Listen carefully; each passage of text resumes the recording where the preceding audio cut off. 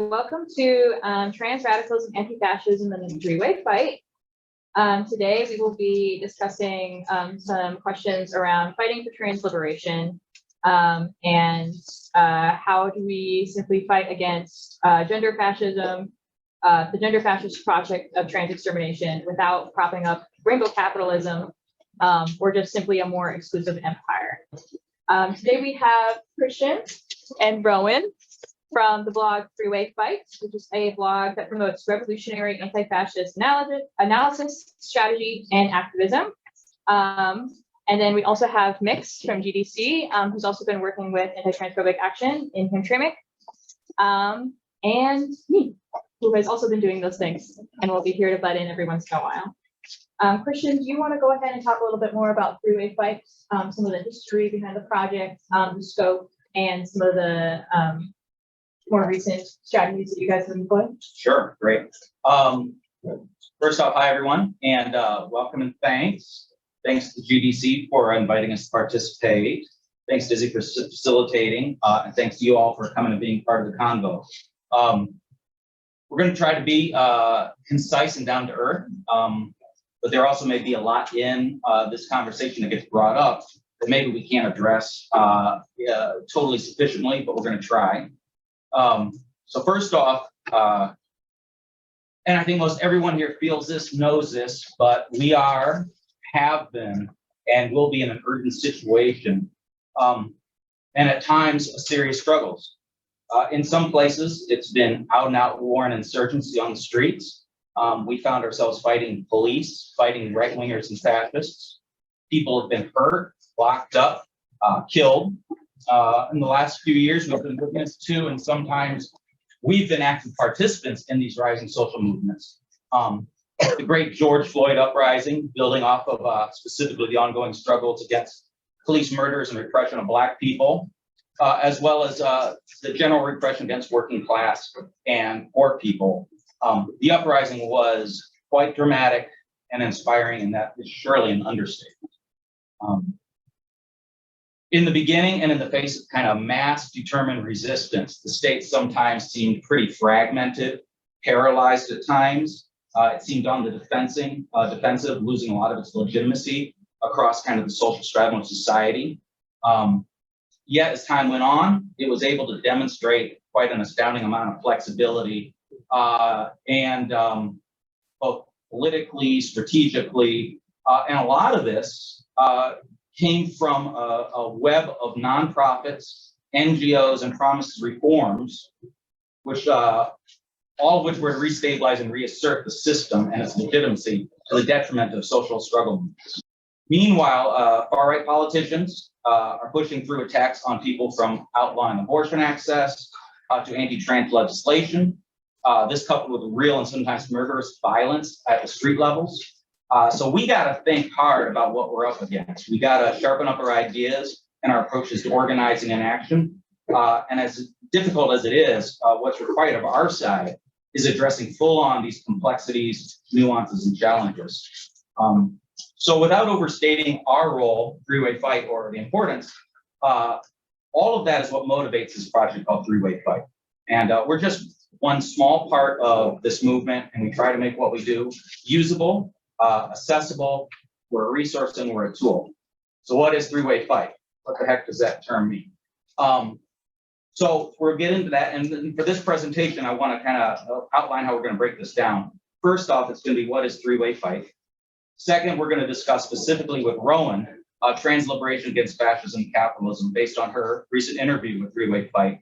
And the title of that is Revolutionary Trans Politics and the Three-Way Fight.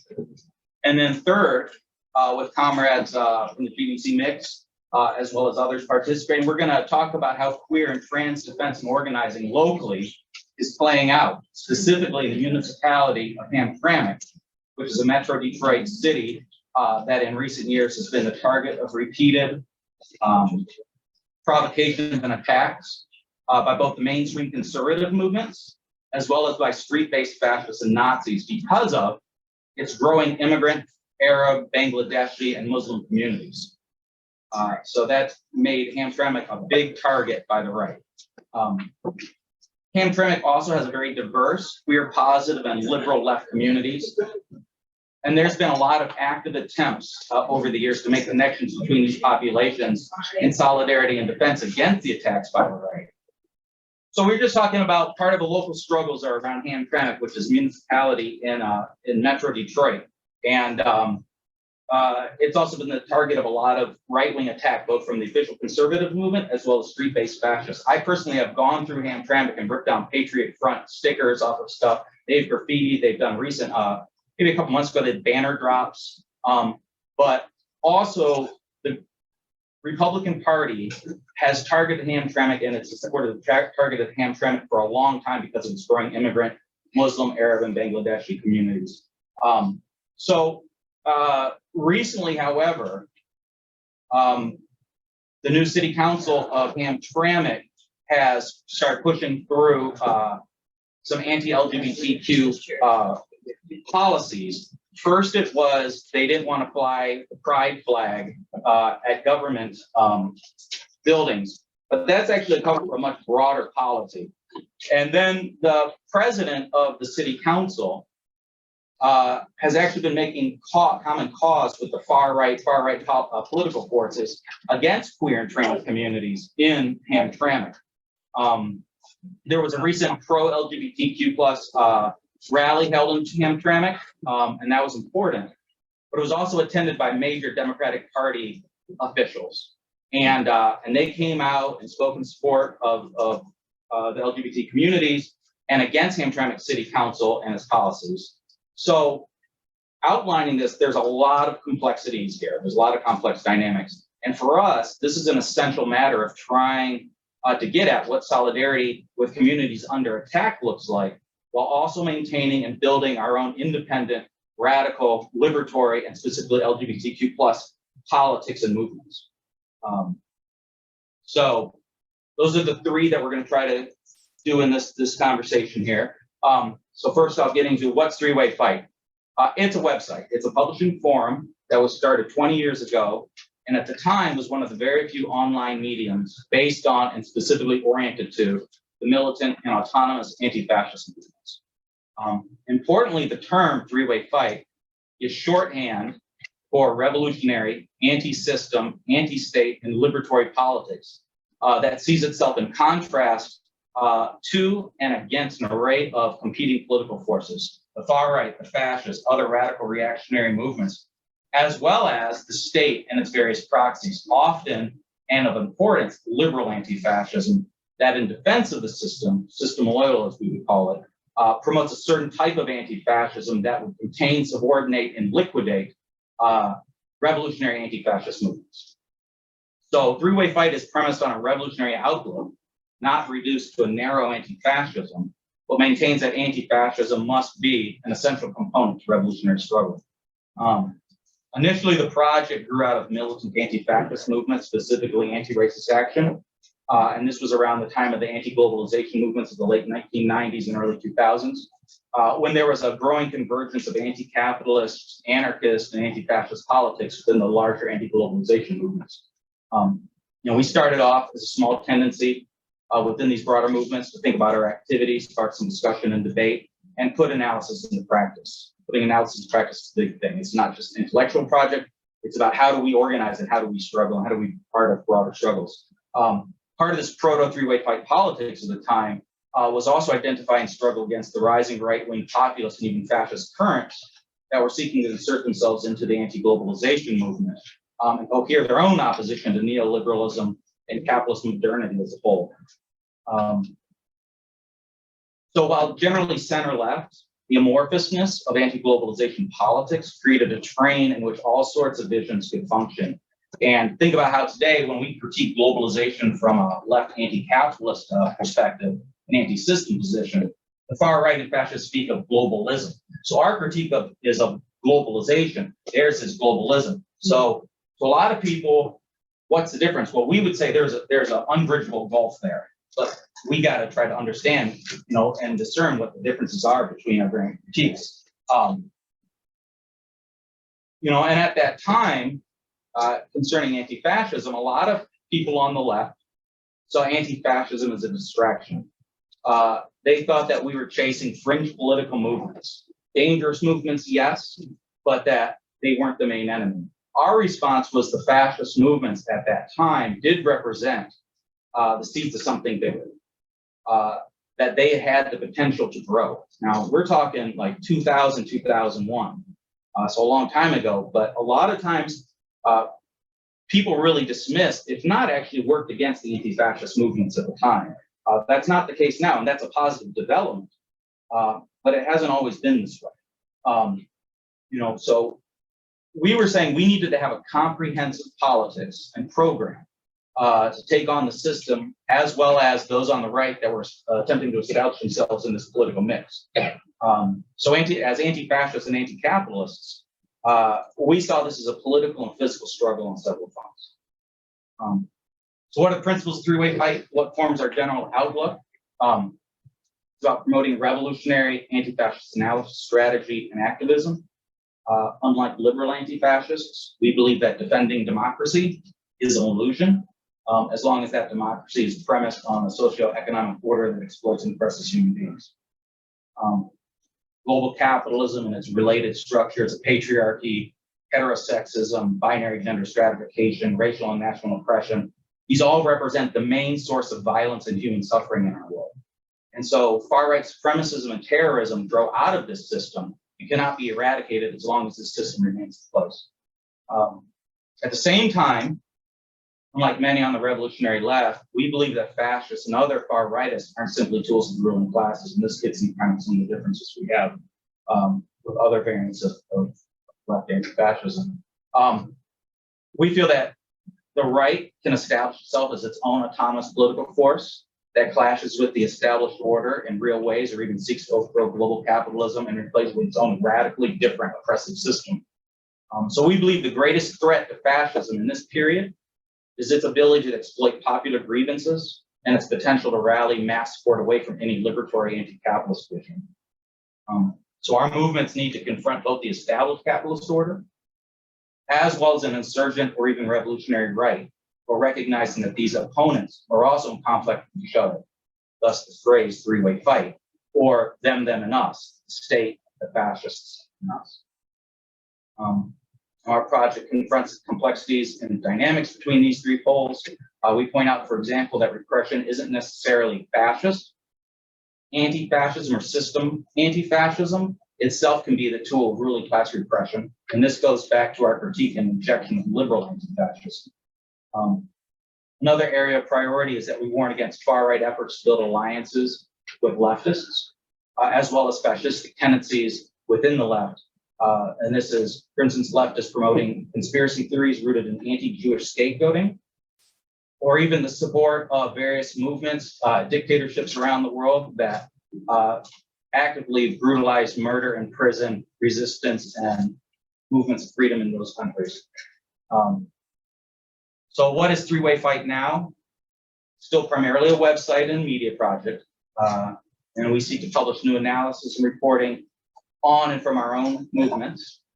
We attempt to identify, and where possible, dialogue and collaborate with other political tendencies that have developed parallel or interacted with us, or in some cases have developed analysis directly influenced by an engagement with Three-Way Fight. And to this end, we actually have a book coming out. It's going to be co-published by PM Press and First Blood out of Montreal, Canada, that contains numerous essays and interviews from contributors that we work with, that we have an affinity with, and whose work we see as integral to the developing of a kind of praxis we think is needed. In fact, there's some people in this room whose interviews we'll be publishing in this book. So wrapping up, just to reiterate, we're one small project. We don't advocate for 100% agreement per se, but we look to directly relate to others we see as having a shared analysis, methodological frameworks, and who are grappling with common questions and concerns. And once again, we're facing some real and serious challenges. The popular classes, working class people, the poor, historically marginalized, facing attacks from the system, as well as growing far-right and fascist movements. White supremacy, ethno-chauvinism, patriarchy, heteronormative gender stratification, We need a total vision and practice of a revolutionary liberatory anti-fascism set on combating all of this with the aim of demolishing. And that's three-way fight. And from there, I'll hand it over to Rowan. Great. Fabulous. Thank you. Thank you for that introduction, and just so much gratitude for the organizers and participants in this panel and in this conference. I'm really excited and honored to be here with y'all today and to think together and learn together, thinking through what are our tasks in this moment, particularly in relationship to transliberation. I am going to be transparent and say I feel a little nervous today because I haven't engaged in sort of leftist public politics in a long time. I'm basically like a middle-class PTA mom in Portland, Oregon right now. So this is a stretch for me to be back in this kind of context, but I'm really excited to be here and I'm really excited to learn from y'all. And I'm excited to support the Three-Way Fight Project, which I think is such an important and urgent tool in this time and has been such a huge influence on my own politics since I first actually met Christian in the ILWU Local 5 Hall in Portland in 2002, I believe. That was when I was introduced to this political framework. I think the three-way fight is in some ways both a gift and a demanding set of challenges for radicals. It's a gift in that it's a framework and a tool for understanding the world in order to change it. And it's a challenge in that it demands that we set aside platitudes, self-righteous sloganeering and illusions, and tell the truth about our world and ourselves. So several months ago, folks from the blog asked me to sort of share some thoughts around transliberation and deepening the project's gender politics. So I wrote this interview with one of the editors, and I think sort of out of that, I was invited to be here, which again, I'm really excited about. I think the first thing that feels important for me to acknowledge is that this is a really frightening time to be a transgender person in this country. That violence against trans people is amping up in really awful ways, both attacks on us on the streets and attacks on us in legislatures. You know, I live in Portland, Oregon, in some ways a bubble of sort of bourgeois woke liberalism. And even here, the trans people I know are terrified, stockpiling hormones, figuring out how to do weapons and other survival training, figuring out how to get out of the country, and figuring out how to support an increasing flood of refugees, especially homeless trans youth coming out of places like Texas and Florida. Just chatted with someone moving to Portland from Oklahoma under duress the other day. So I think it's just really important to recognize that, right, that this is not, in some ways, the kinds of fascistic polarization that liberals talked a lot about during the Trump years is happening right now in relationship to trans people. And this is not sort of an abstract conversation, but is a conversation, right, about how do we fight for our survival in a moment when that's under threat, and in a moment when the far right's priority is our extermination. And that's happening both in terms of their attempt to, on the legislative level, right, to prevent us from accessing healthcare, to prevent us from caring for our children, to prevent cis parents from parenting trans kids in a way that is something other than exterminationist of their transness. And also all these attempts across the board in so many ways just to drive us out of public life, right? To prevent us from existing and to drive us back to living as our assigned sexes at birth if we are allowed to survive at all. So I think this moment is a moment of urgency and desperation and a moment where it's really time to step up and pick a side. I feel like probably less so in this room of folks who are in this workshop, but it's really felt to me like as this has been happening, lots of cis people, including some cis leftists and liberals, seem really oblivious to what's happening to trans people. And it's time for that to shift. And there's both a moral imperative behind that, but I think there's also a strategic centrality to that, right? Is this is the far right and the sort of pro-systemic right are united around a strategy of trans extermination right now. And that's happening sort of on every level of the society. And for those of us who are anti-fascists, for those of us who are committed to a better world, we need to, there's an old ARA slogan, right? Anti-racist action, we go where they go. And I think in this moment, part of what that means is that radicals and anti-fascists really need to prioritize trans liberation, queer liberation, and the struggle against patriarchy, right? Because that's where they've gone right now. I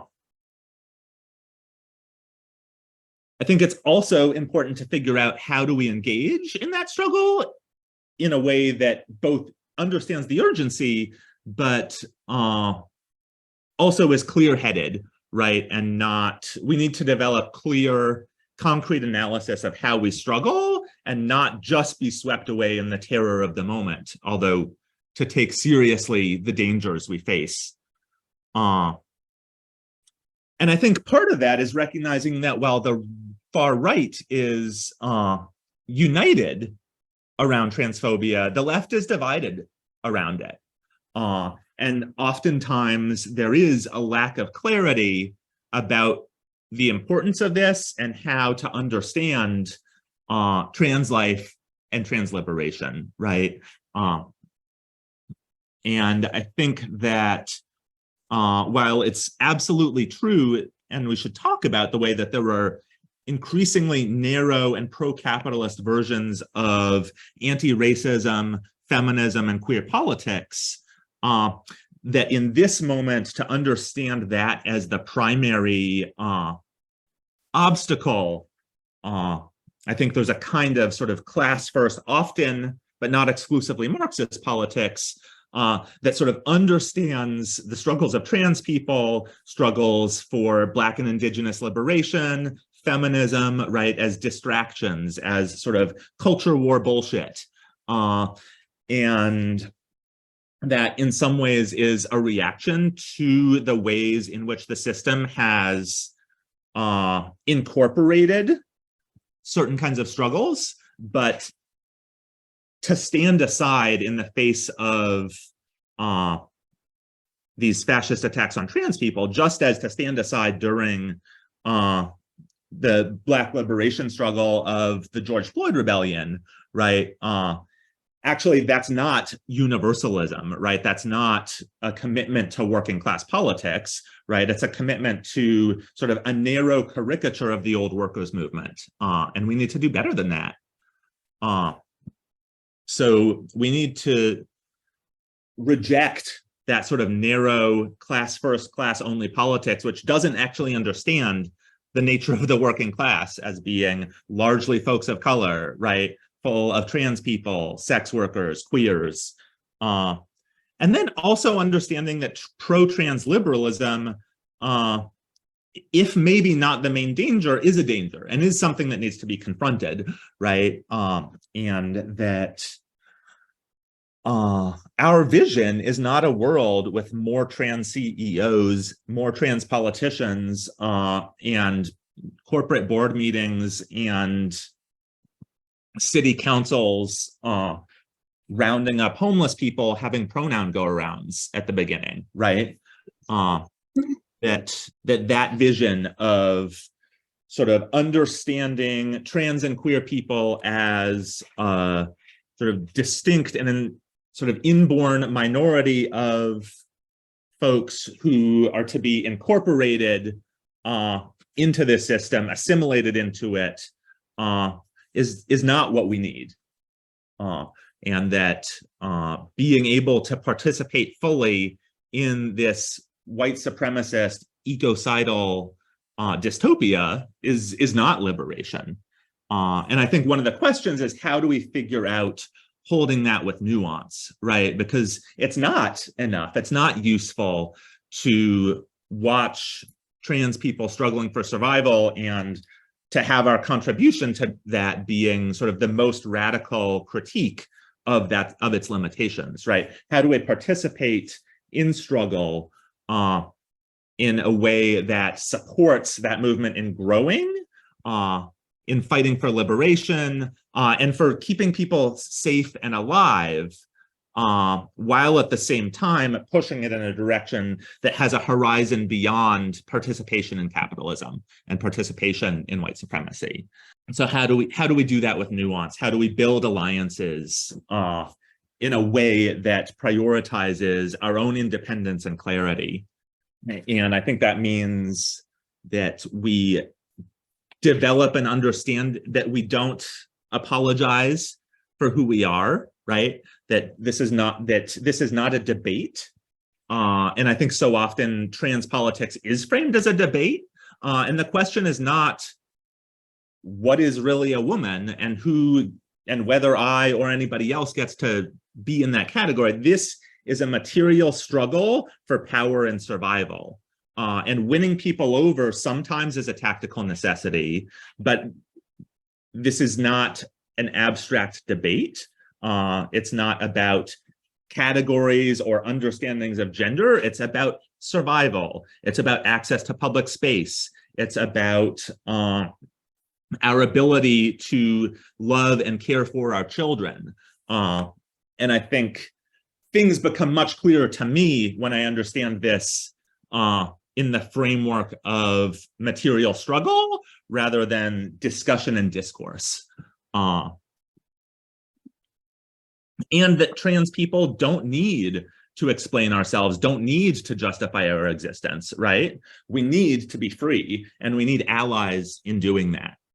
And I think, in so many ways, the right paints us as this sort of monstrous threat to patriarchal civilization.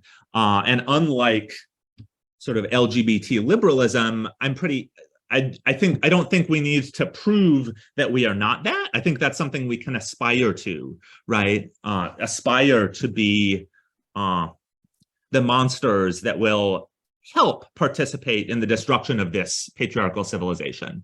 And that means solidarity with all oppressed people, right? That means solidarity with struggles against white supremacy. That means building trans movements that fight for the abolition of prisons and policing, and that prioritize solidarity and struggle against the institutions of official society, certainly prisons and police, but also child protective services, DHS stuff, that have always been around a tool of policing and destroying Black and Indigenous and migrant families, right? And that are now being used against trans families as well, right? And that those institutions are not things that we need to make great again and do their real work, but actually institutions that we need to destroy.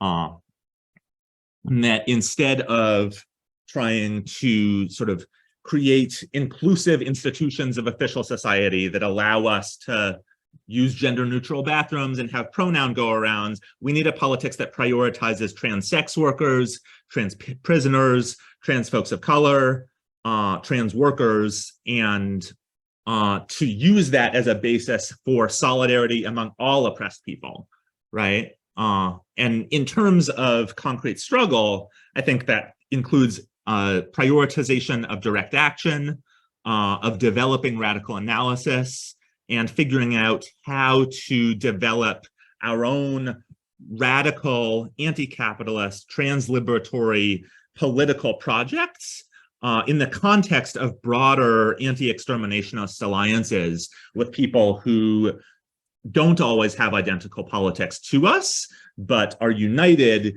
in fighting for trans survival. And I'm really excited to hear more from y'all who are engaged in struggle in Michigan about what that's looking like there. So I think with that, I will pass it on to Mix to talk a little bit more about material struggle here in Michigan. Thank you so much for that, Rowan. That was wonderful. So now we're going to hear a little bit from Ms. Hernandez, who has been working a little bit in the struggle in Hamtramck, specifically with on-the-ground grassroots defense work, and can give a little bit of history and details about some of the more local politics and political climate that's been happening over there. All right, thank you. This disclosure as well. It's probably not going to be as organized as that. That was great. Thank you so much for inviting us to speak, talk about what's going on in Hamtramck. How many of y'all are familiar with what's going on in Hamtramck right now? Can you raise your hands? All right, beautiful. All right, so I think that it's important for us to have a historical context as to also like the history of Hamtramck as a city, to also understand what's going on right now and why it's happening. So basically, Hamtramck initially started off as a farmland. It's a city within Detroit. And then in the 20th century, you see the rise of capitalism, modern capitalism. They built the Dodge plant there, and Polish migrants started to immigrate to Hamtramck to fill the working needs of the factories in Hamtramck. Now, in the 21st century, those plants have closed. The Dodge and the GM plant closed, and over the past 30 years, it's mostly been immigrants or migrants from the Middle East or South Asia or pretty much all over the world has been migrating to Hamtramck to also fill the working needs and labor needs here in the Valley of the Beast. So what I'm trying to track here is in the 20th century, you see kind of the development of capitalism with the Polish migrants, and then you see the effects of imperialism with the forced migration of immigrants over here because of the chronic joblessness, landlessness, militarization, US interventionism, destabilization basically of the states in the Middle East and South Asia, so many countries, you already know. So that led to the predominantly brown population in Hamtramck in the 21st century. Now, I think we all know that a lot of our indigenous history not only recognizes trans people, but also revere them as leaders in society. And we all know that colonialism was one of the things that was brought into these societies to change that and to also transition it into a more heteropatriarchal society, which we are seeing. So I wanted to point that out because, let me just start over. Okay, and then now, modern times, now we see the gentrification of Detroit with a rising cost of rent in Detroit. A lot of people are choosing to live in Hamtramck. And this is basically why we see an increase in diversity in Hamtramck right now. It's actually considered as one of the most internationally diverse cities in the United States right now. And there's always been some tension, but not quite as much tension as we have now. It's definitely escalated to a point that it's become more violent. In Hamtramck, it's become very, very difficult to live in, and I feel like I'm living in a dystopia. So right now I live in Hamtramck. And in June, Pride Month, the ordinance to ban the Pride flags was passed by an all-male city council. And if you were present there, like Izzy and I were present there during the city hall meeting when this resolution was discussed and passed, you can see the divide of the queer people in the community and the divide between mostly cis men and religious leaders that were there, plus the fascists who were there. Moms for Liberty were there as well, and other known bad actors or people. So they passed this resolution in the guise of neutrality by saying that they're only allowing for the state of Michigan, the prisoners of war, the city of Hamtramck, and select few flags to be flown. But if you hear everything that the people in the city council are saying, it's very obviously targeting queer people. We have heard things such as bad as we are ready to defend our ideals either with words or with guns.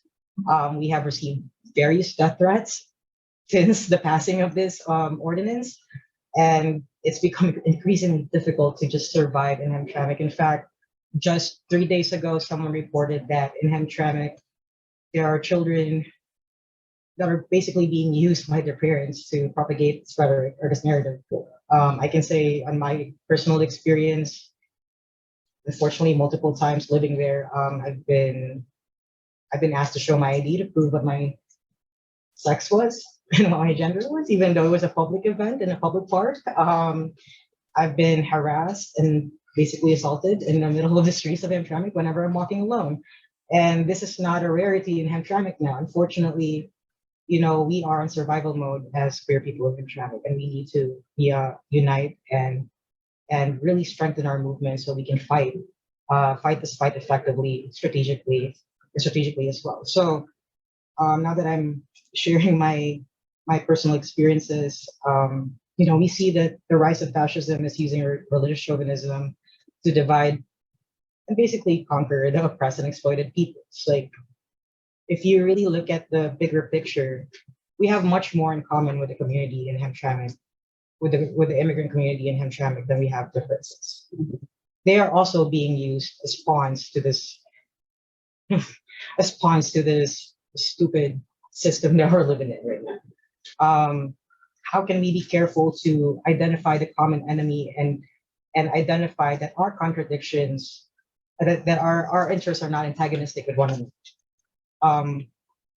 I think that we need to really be able to confront these contradictions without reducing it to identity politics, but also being careful to not also be class reductionists when approaching this matter. We need to also address the intersectionality in our own lived experiences.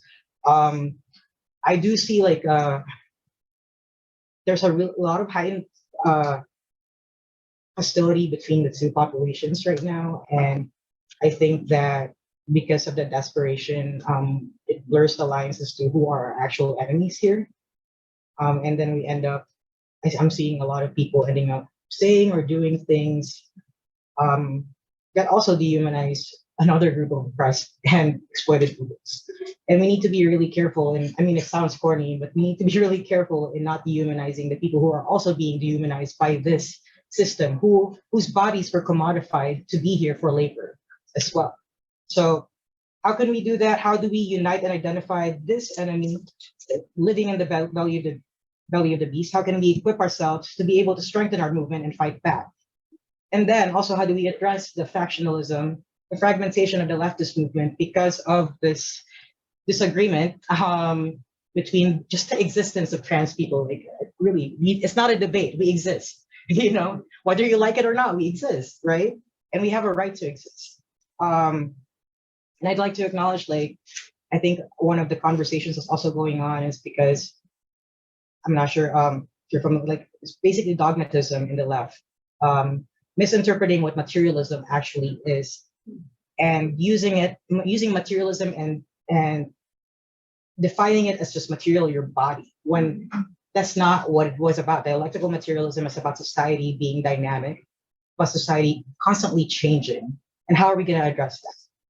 Materialism has nothing to do with what's going on here. It's about our social, political, economic conditions and our concrete conditions. Well, I don't really have much to say after that, but I'm opening it up for discussion if anybody has anything to add, if Izzy wants to add anything as well. Yeah, I think really honestly, Hamtramck is sort of a more local example of what is happening broadly across the United States, both in legislative spheres and on the ground. We see the rise of fascism, the rise of late-stage capitalism, people losing their jobs, not being able to afford food, not being able to afford rent, being kicked out of their homes. People are scared, and a lot of those people are being told that there is an easy scapegoat for them in trans people. And this is where the right is diverting their attention so that they can divert it away from the ruling class, who is actually participating in accelerating the system that is oppressing so many people. And I agree with a lot of what Mix is saying here about, a lot of the sentiment has come from, unfortunately, a series of religious groups that have been sort of very prominent in the Hamtramck area. And that is not an accident. It has been purposefully fostered by right-wing ideologues, Ben Shapiro, all of these, people that you've seen and that you probably are so sick of hearing about on the internet and on TV, who are saying, these are your problems and these are the people who are responsible. And another interesting thing, sort of from a legislative perspective, is, this pushing of the states to sort of enact control over people's individual liberties and freedom, starting with one of the most marginalized populations in the United States, which happens to be trans people, especially trans people of color, trying to dictate from a medical perspective how much autonomy we have over our own bodies. How are we allowed to access medical care? What kind of medical care? Under what conditions? We saw it with abortion. We're now seeing it again with trans people specifically. And, you know, I think that overarchingly, there is this, it's a matter of how far can the state push us, push our liberties. If they can say, hey, this group of people is not allowed autonomy, medical autonomy over their own bodies, it is not allowed to exist freely in a free public society, and everybody around them agrees with that, then they'll start going after another group of people, and the next person, and the next person, you know, and then all of a sudden we end up in this situation where we have no say over our rights, no say over our liberties. It is not an accident. And I think that overarchingly, what is going on in Hamtramck is just another smaller example, more local example of what is happening more broadly in the United States. And I agree that sometimes it does feel as if trans people are up for debate, even in leftist spheres, even sometimes in the leftist movement. I get a lot of, you know, sometimes there's a little bit of sentiment of why are we focusing on this? We could be focusing on other things, which are definitely increasingly important, you know, things about feeding ourselves, feeding our communities, housing our communities, engaging with our communities, and dealing with institutional racism and things like that, all of which are incredibly important and are incredibly entwined with trans issues because of this reason, because we have to understand that whether or not we like it, if they're going to come for us, they're going to come for everybody else eventually. And we need to make sure that the most marginalized people, the people who suffer the most, we stand in solidarity with them, as well as we stand in solidarity with each other, because we all exist in this space. We're all part of this community. I would like to, unless any of the panelists sort of have anything else that they would like to add, I would like to invite everybody sort of to come into a more open discussion with some of the points and presentations that we saw here today. Feel free to raise your hand and ask comments or questions. We wanted to approach this less of a panel of experts talking to people, but more of an ongoing conversation, because I see so many wonderful faces in the audience here, and I know that you know, everybody probably has a lot to contribute. So we're not here to necessarily teach you or talk to you. You know, we would like to sort of maintain this collaborative atmosphere. Mix, you said that you were interested in. Yeah, can I add just a little, just briefly, just to explain a little bit too, because you talked about the rally in Hamtramck. Just want to give you an idea of how, I don't know, how the state repression as well. The rally plan was very community-based. It was for families. We had chalk, you know, bubbles and everything. They had Humvees present. They barricaded streets. They had all of Hamtramck police right there. They had state police, and they had some Detroit police as well. They had police in civilian clothing, taking photos of our, you know, of our sniper people. Yeah, sniper people on the top, on City Hall. Hamtramck? Yeah, that's Hamtramck. Oh, that's great. Wasn't that great? And people following people to their cars. So, you know, it's a very, like, a lot of people hear about it, but this is a very real, direct threat to our safety, to our lives. And they're really starting to show that they're willing to go that direction with it, and we need to be ready for that. We need to we need to not be complacent, and we need to not just be in defense, but also proactively go out there, engage the community, find out what we got to do together to strategize and get this movement strengthened and moving. But also want to point out that trans liberation is not divorced from brown liberation, nor is it divorced from the liberation of the working class. So we all need to get our shit together. And let's be And I want to add, you know, there was a lot of rhetoric around that really heavy police presence that was there at that rally, which, you know, was not shocking to me, but, you know, certainly intimidating to some degree, about how it was there to protect us, to protect the onslaught of violence. Over time, it became increasingly aware that it didn't matter whose side was what. They were there to control, surveil, and engage whenever they thought necessary. And this is just another reason why we can't always look to the state, legislative bodies, policing bodies, especially about saving up, like, made for our own safety. We need to engage in community defense and they need to take care of each other from the ground level up, not the other way around. Can we like take a second for a collective deep breath? Yes, Like, I like that idea. it's just Everybody in? Those are really heavy topics that we're here today. And as a trans person myself, I feel like this is definitely something that is, not just politically hard to confront, but also emotionally on a personal level. So I totally understand if that's difficult for people. All right, we're opening it up. Yes. I had asked for clarification on that Amtrak thing. This is very much rhymes very much with a recent event in Virginia Toledo Love Fest. Don't know how many aware of that. Don't know who's heard of Blood Tribe. I'm sure some of you have. They crashed the party. They rolled in in a U-Haul, a per ammo ambush. And even one of the people working the event that knew that they were coming, they didn't say anything, I guess, because scared of things. Had police snipers there too in the building behind them.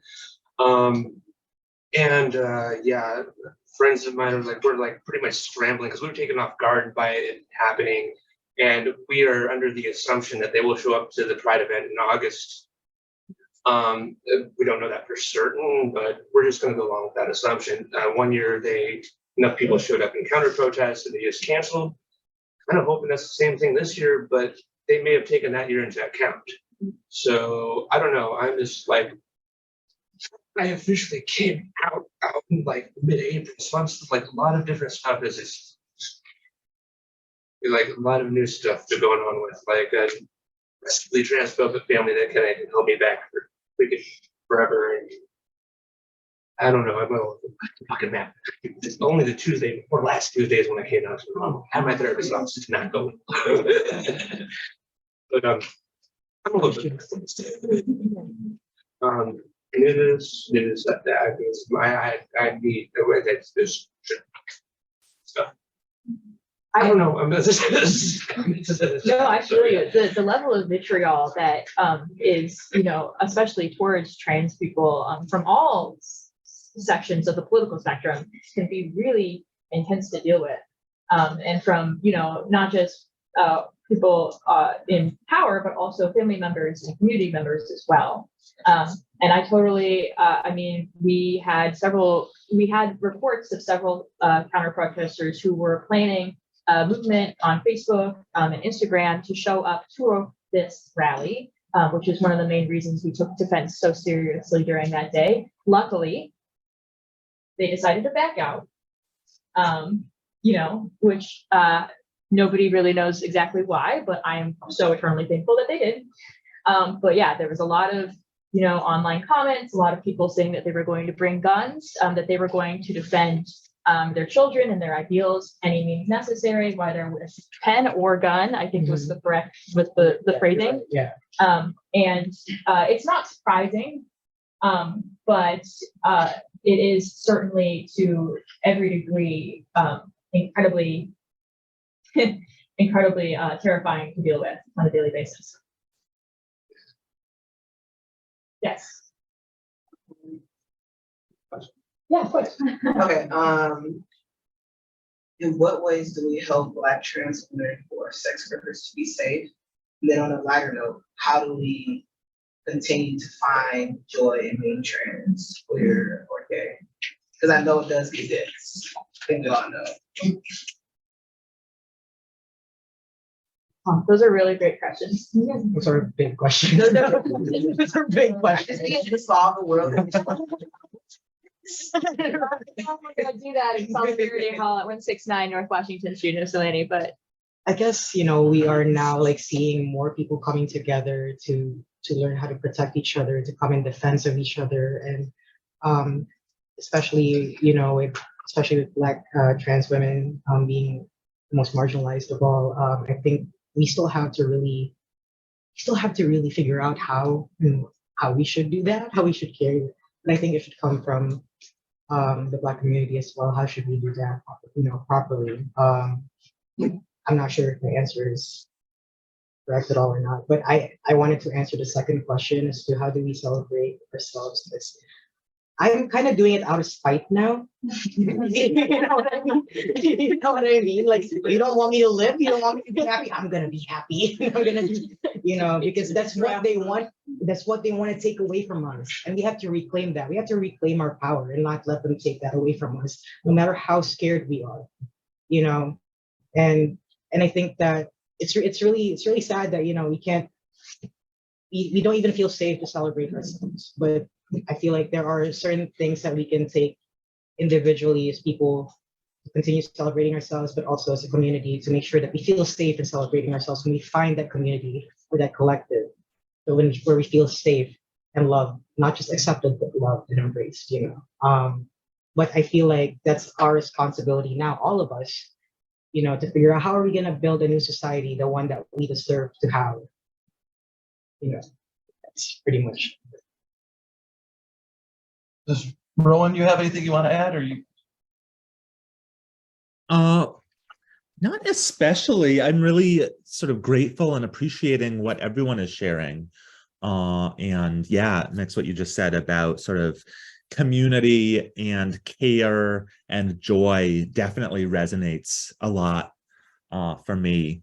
And I do think that the question of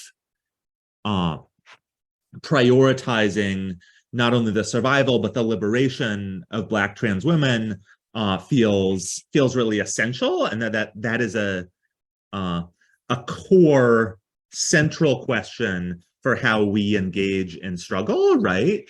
That I think in a lot of ways, sort of inclusive rainbow liberalism gives a lot of lip service to Black trans women, right? And a lot of like Marsha and Sylvia this or that, and that recognizing that historical lineage is essential and important, but also what does it mean to materially prioritize the survival and the liberation and the leadership of the most oppressed and marginalized folks right now. And that, I think, creates a really different kind of trans liberation movement than one that is sort of rooted in the ability of middle-class white trans people to participate in capitalism. And so, yeah, I'm really grateful for that question, and grateful for folks' commitment to doing political work that helps to answer that question, right? Yeah, I'll leave it there right now. You were first, and then we'll circle around. Is it him? Okay, great. All right, keep people on staff. So, Okay, I also, sorry, have two questions, but y'all can choose between them if you want. Thank y'all so much. This is really, really amazing. So thank you.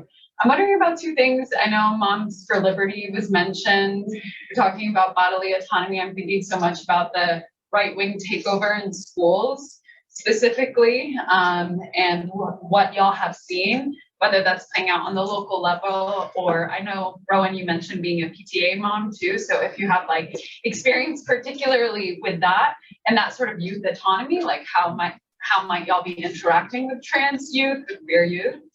And then the second question was a smaller one, which is just like logistically, how are y'all protecting yourselves at events like this, keeping a public face, but also being safe? Just wondering if you'll have like tips around that. So, yeah. Rowan, do you want to jump in? Yeah, sure. I will say that right now in Portland, Oregon, the way in which this stuff plays out is much less in terms of sort of fights over school board stuff in ways that I'm seeing in a lot of other places, including all over Oregon, right? But there is a real sort of, liberal bubble quality to Portland. I do, in a more general way, I definitely interact with trans youth in that I am the parent of a trans child.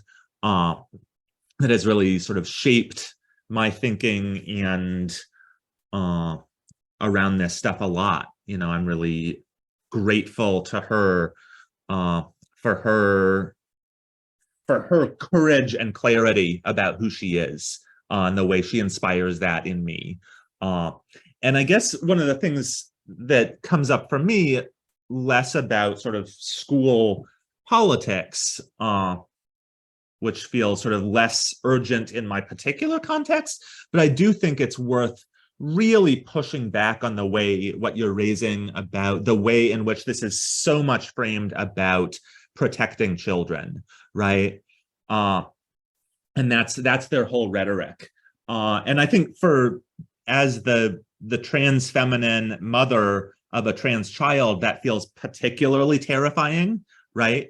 There's so much sort of, as a parent, vulnerability and fear about like being a good parent, supporting my kid, keeping her safe, figuring out how to support her self-determination. And what does that mean in a context where trans people by existing are accused of being child molesters, right? And what does that mean for those of us who not only are parenting while trans, but those of us who are parenting trans kids while trans? Like, that's really intense and scary. And I think that this sort of narrative of protecting children is a lie, right?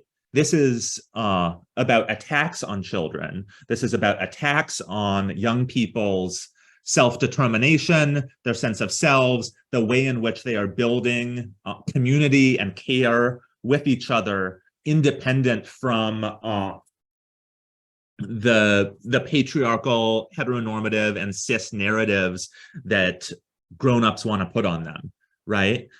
So yeah, I think absolutely, without getting into too much sort of nuance, right, like supporting the liberation of children as they struggle to get free and figure out who they are feels really important. And understanding that the right's vision of protecting children has nothing to do with real children, right? It's like, have these people met a kid?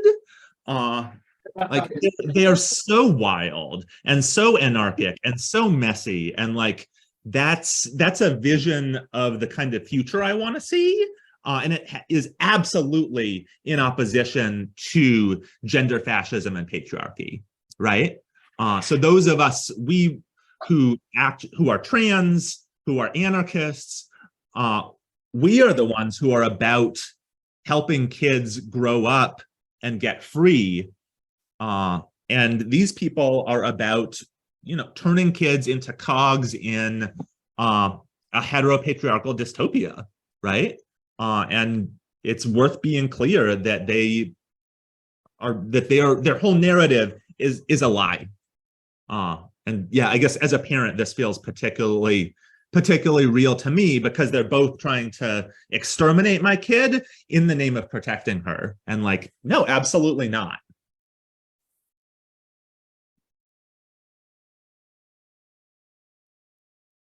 Maybe to try a little bit to answer your second thing about protecting, just think maybe kind of making a more general approach is that whether it's this conference or just the in totality, like people's movements, we have to do it ourselves. We have to figure out how to defend, how to organize, what's needed, not relying on outsiders to do the work. And it's not easy. There are movements clearly much more advanced and numerous, and they have a whole range of skills than we do. But even today, people organize to do everything with this conference, including defense. And so maybe if we look at these examples of what we need, in terms of like trans defense, that's just maybe a little bit of an answer, but we don't have any ready-made answers. We have to create them ourselves, and people are doing it on every level. And we need to and there's a history of that, and we just need to keep building on that. You want to talk about logisticals? For safety. For safety? Can I ask where specifically, where do you organize, or do you go? I'm based in Atlanta, but I'm thinking about, I work with young people and teachers. There's Okay. like a huge right-wing backlash, right? Yeah. So we're trying to like organize with folks, but we're pretty worried. And I've been like a leftist and an organizer for a while, but it's this like venue where I'm not used to what it means to like figure out these logistics for safety for events in a concrete way, and working alongside people who maybe don't think of themselves as anti-police or abolitionists, et cetera. So that's the framing I'm Right. saying. So like they said, sorry, you know, we have to protect ourselves. So in Detroit, or when we did the Hamtramck rally specifically, we already had a network of people who are experienced in community defense, and we knew what roles needed to be filled according to the level of the threat that was present, according to the community, you know. And when it comes to logistics, it really is pretty intense. Trying to figure that out because it needs to happen at least a week, 2 weeks before the actual event. So if you'd like later on, we could talk to each other. I can give you more specific details about that, and of course, skill sharing as well. Because you said like there are movements that have those skills. We might not have it right now, but we can tap into those movements, and you know, we can also expand our skills and skill share so that we can learn to protect ourselves, because this is a real threat for our physical, you know, bodies. And also taking the initiative to take those self-defense classes, those pew pew here and there, because you know, there is a real threat to our lives, and unfortunately we have to resort to that to just at least learn how to defend ourselves. I sort of want to add just like one line really quick. The right wants us to sit back and take it. They want us to be intimidated out of existence, be legislative out of existence. They don't expect trans people and queer people broadly to fight back.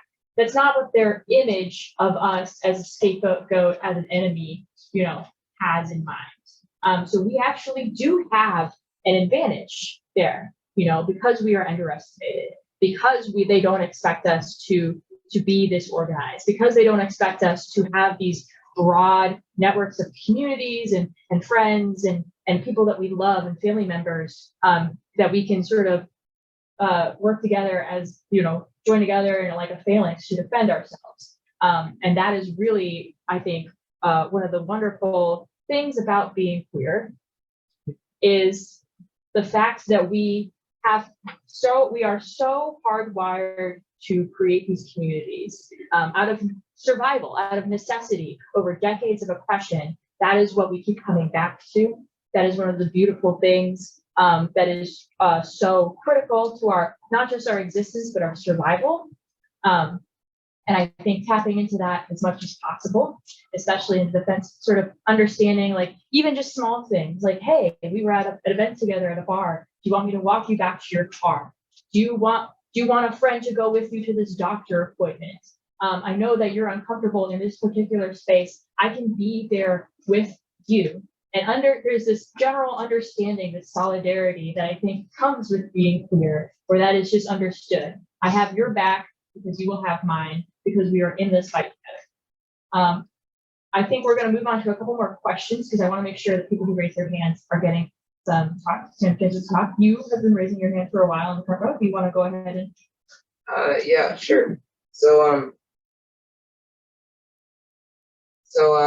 one of the most sort of immediate fronts on which you know, we're sorry, I'm not good at public speaking. I get too nervous.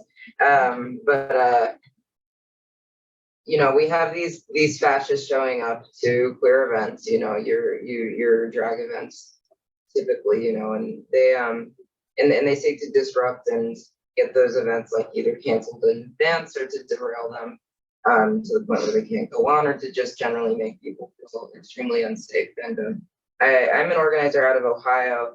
A lot of this, and we've had a problem with you know, these fascist disruptions at these events, and you know, so we've all been sort of like scrambling, you know, trying to figure out a way to fight back against this stuff. And so fascists, and you know, over the course of this, we've learned some things, and what we've learned is, you know, we have an advantage when it comes to numbers. Fascists, there's, you know, in the nation, there's really not that many of them. And every time you're seeing like these huge, like, showings of just like Patriot Front, like all these like fascist, individuals, they have gathered over state lines. And they're very, that's something they're very, they have money. They're willing to, all like run out a bus and then like go pick up their members throughout the state. And that's those huge like shows of force that you're seeing. It's actually like they have coordinated over state lines to make them look like a larger front than they are.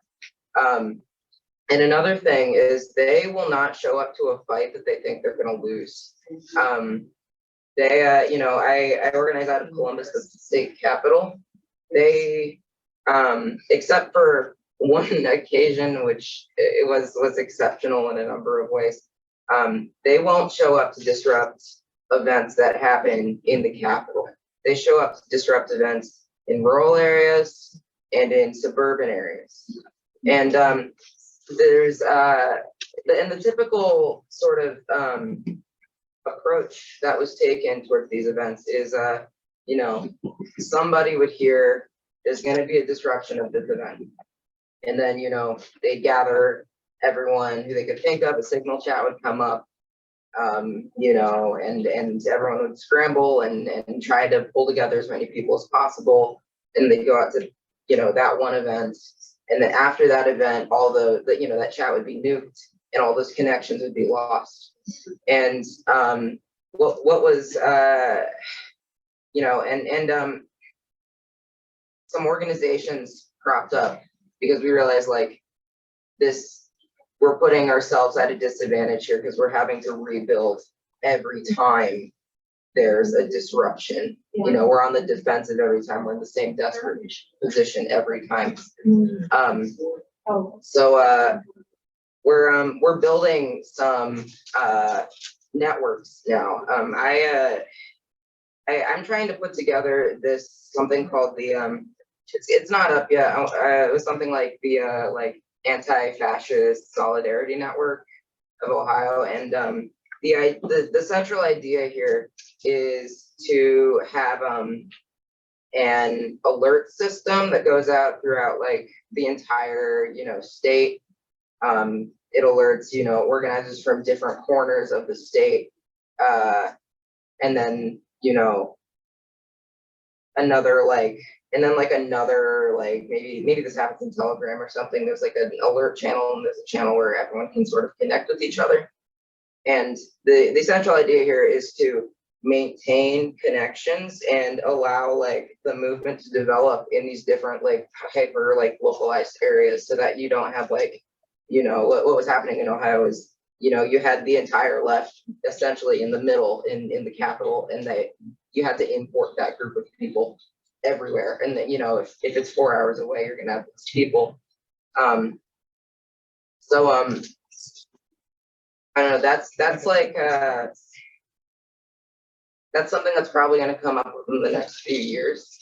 I think that like it's what we really have to be doing right now is building these connections and making sure we keep them, and making sure that like in suburban areas, like rural areas, where like there are people who are under attack by the right, like those are the that's the battlefield. Typically they're going to show up where they think they can win. So those are the areas where like we have to be like talking to the people out there. We have to be like as a larger movement trying to grow competency in these areas, like when it comes to organizing, so that it's not the same group of people having to be moved everywhere. We don't, the left doesn't have the same sort of resources as the right to do that, but we do have more numbers. Yeah, I don't know, that wasn't a question, but yeah, I'm done. I think Steve, that was great. I think Steve had something he wanted I to. just wanted to add, just in terms of, you mentioned the Toledo, I think it's August 19th is the Pride. August 18th is the first day, 19th is the main event, and Sunday is the brunch crawl. I know anti-fascists in Michigan have been talking about trying to maybe assist and organize, and that's one of the benefits of doing this whole thing is to build the connections and also erase those weird state line borders that affect our mind. I mean, Toledo's so close to us. It seems real reasonable to mobilize a lot of folks to come out to. It would be very nice to give the Blood Tribe people a defeat. Yeah. And I have no trouble trying to like make my way up here as often as I can. I got a family myself to worry about. I got my kid. My kid was at Toledo Love Fest. Luckily, and they scout out. I was getting looked up and down by the people with the mask. I was right there in front of them. I could reach out and touch them. They were told not to, we're not gonna, try to keep myself out of jail and stuff, not be identifiable or like and they had people scouting. I had my friend walk my kids in my car, like a couple of AFAB friends, so they're and look, they're just drove her out, like get her out of here, because they can't be like they see a trans woman with a kid that kind of bumps those kind of people are higher up on their kill list. So yeah, they had it, yeah. And as far as solutions go, the best I can keep coming up with is there's a few things, but it comes back to mutual aid. Aside from, and by mutual aid, I mean more than just tossing money in someone's Venmo account. Not to knock it, but I'm talking like housing and stuff like that too, and transportation and de-escalation and de-radicalization of the right, like trying to get some de-radicalization propaganda. There's a lot of things people like the Blood Tribe do, like Christopher Kohlhaas. Like I guess he started in Texas, has a facility there in Maine. He's trying to recruit. I think he's trying to recruit people in Toledo because they didn't do his normal MO of like getting out of mask and harassing people afterwards. So like I was trying to look at that stuff, and they were supposedly, I guess, doing demos and stuff like that. They're trying to recruit. They're trying to make a base. They're trying to isolate people to the point where after they get outed as right-wing fascists and get kicked out of society, that they got to go to the contact. They got to go there, and they're going to be like, there's a little more outreach, but like, this doesn't have to be an option for you. This doesn't actually have to be an option for you. Not let's take them into our trusted spaces, but be like, you don't have to be like this. Give them that little bit while there is that little bit of window to the people most receptive to it, possibly the most disconnected. Of course, you can't just win over everybody with hugs here, but you get the idea. Like,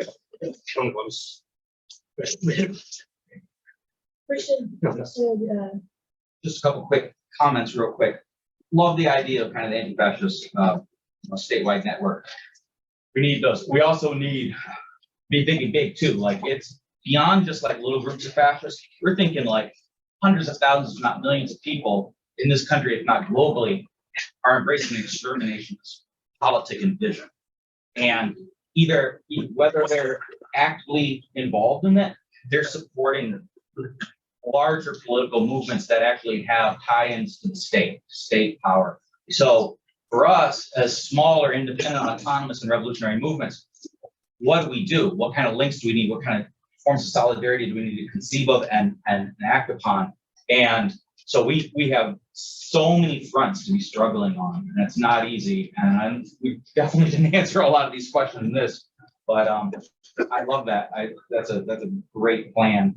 Last comment about about allies and whatnot. Part of, at least from our perspective with anti-fascism, is the Democratic Party is no ally whatsoever.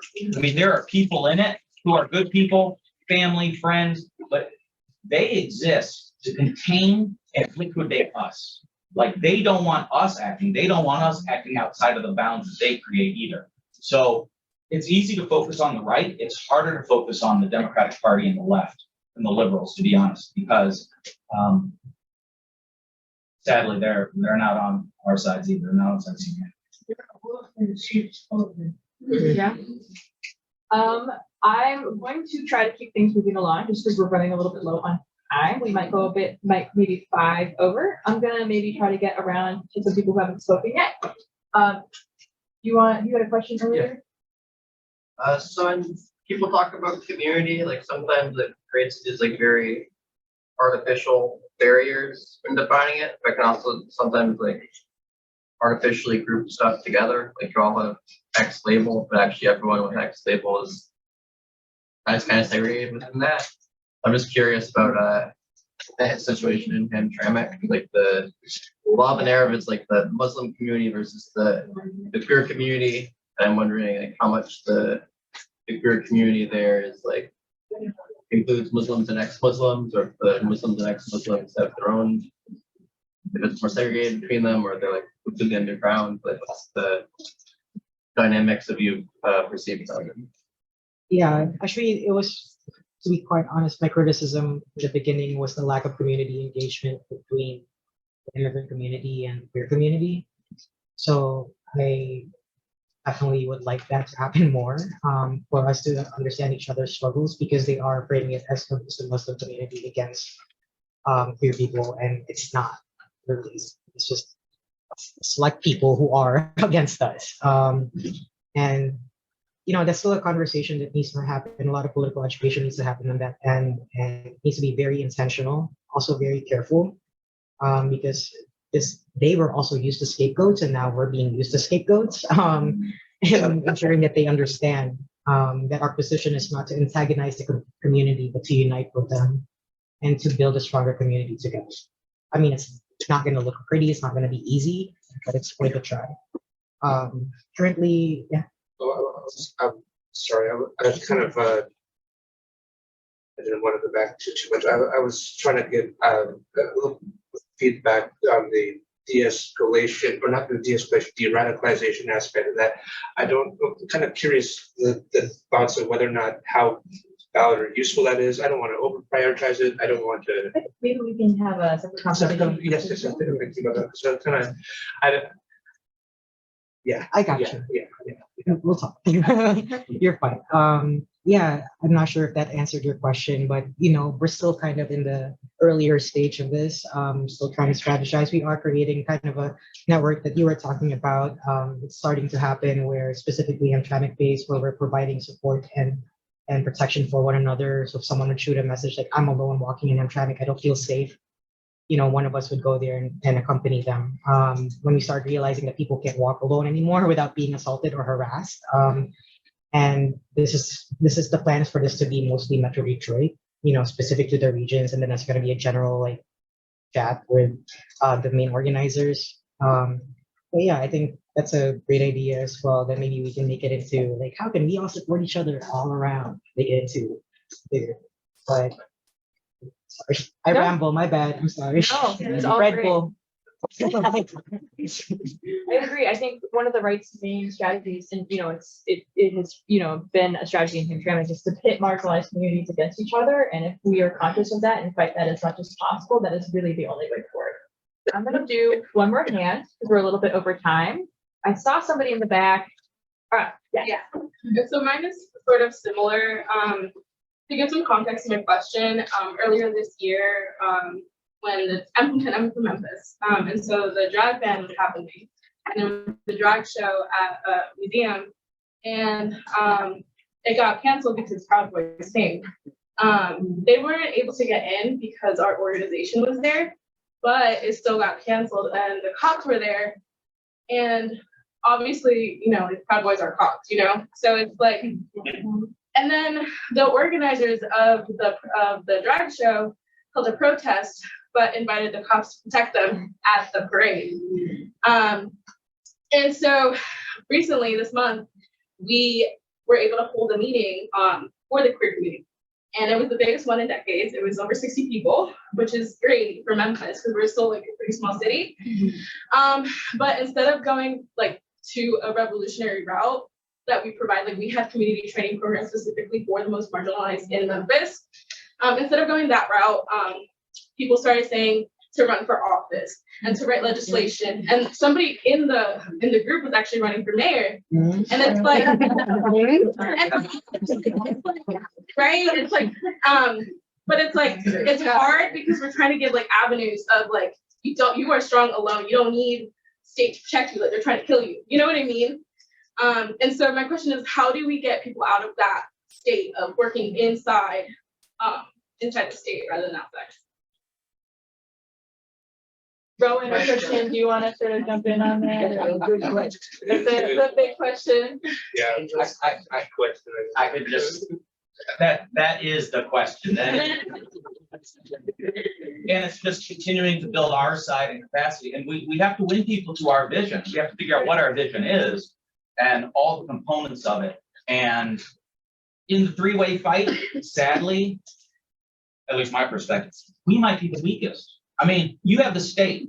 Sometimes they're jacked up and fragmented and disarray, but they got the power. And then the right, in all its respect, they got all kinds of resources, you know, psychopathic kind of killers amongst their ranks. We're the last component, and we're faced with so many difficult questions and doing everything around. So that's it. I mean, it's just conferences like this, continuing to network, to build alternative, almost dual power institutions to challenge the state and the rest of society and to establish our own vision. And that's the only way that we're going to go. How do we agitate them? I actually, this is something I'm very passionate about. So I don't really I think that, you know, I agree with you a lot of respects, but I think also like there is, you know, something to be understood that these people who may feel like they need to work with the cops or within the system, they're not our enemy. Our enemy are fascists. Our enemy is the ruling class, oppressors, all of these people who are working to make this system oppressive, right? And really, I think that sometimes, you know, it can be difficult, especially, you know, personally, I've run into this problem where I don't always want to have a conversation with somebody who's not a leftist. Right? Like who's not an anti-fascist radical leftist. I don't always want to have that conversation, but it is necessary because, you know, unfortunately, even though we have a lot of numbers right now, as we are organized, we are a little bit of a minority, you know, and the way that we increase that struggle, increase the capacity for that struggle is by communicating with people and trying to, you know, work with political education, like Mix was saying, and get them to understand we have a common goal. The common goal is our liberation. And this is what it will look like. This is where we will get there. And it takes a lot of time, takes a lot of effort, but I invite you to engage with those people, even though they're not great, even though it may get frustrating, you know, because ultimately they want a lot of the same things that you do. Yeah. I mean, I've said this, I've said this so many times before, so if anybody has heard me make a speech before, I'm sorry to repeat it. It's a rerun. But, like, God, I lost myself. The ADHD. People think the cops are your friends. People thinking cops are your friends. Can we go back? Okay, so basically the thing is, how do you get these people to see that is not, the reform is not the answer, revolution is the answer, right? Open your eyes. Has anything changed? Has anything actually changed? You know, question them, make it personal to them. Like, has anything materially changed in your life because of legislation right now? Like, because where we keep debating on people's rights to merely exist. There's no amount of legislation in this world that can erase the hate that's been conditioned in these people's minds. It is the job of the people to do that. It is our job. It's not the ruling class is not going to do that for us. The state is not going to do that. It's important to point out like the total lack of progress while we're like currently under like a democratic majority in the federal government, how fucking little has gotten done, how ineffectual our parties are. We need to take this. I don't know if it gets through to them, but I'd point out like Biden platformed on him having a draft of a transportation bill, came in, did nothing, watched what was easily constitutional violations in Florida and around there, used none of his executive power, tried to stretch any of it. If that is, and he's almost finished with this, like. Roe v. Wade was just overturned. Yeah. Let's try to wrap it up. And all the Democratic presidents before were like, All yeah, right. I got better shit to do. I think we're gonna try to wrap up. Rowan, do you want to jump in on this piece, this big question? No, I would just say I really appreciate what everyone else on the panel said. So yeah, I think this is the question, right? Of how do we build alliances against fascism that move us in the direction of revolution, that build our politics independent from the system. And I think it's that what that looks like is determined in struggle on the ground. And I'm just so inspired by everyone sharing about their experience doing that. I feel really honored to have been able to participate in this conversation, and y'all are doing the work. So thank you, and thank you for sharing the lessons of it. I would like to, we're gonna try to wrap this up just because, hi Rowan. We're gonna try to wrap this up because we're a little over time and it's hot and we've got other things to do. So thank you all for coming. And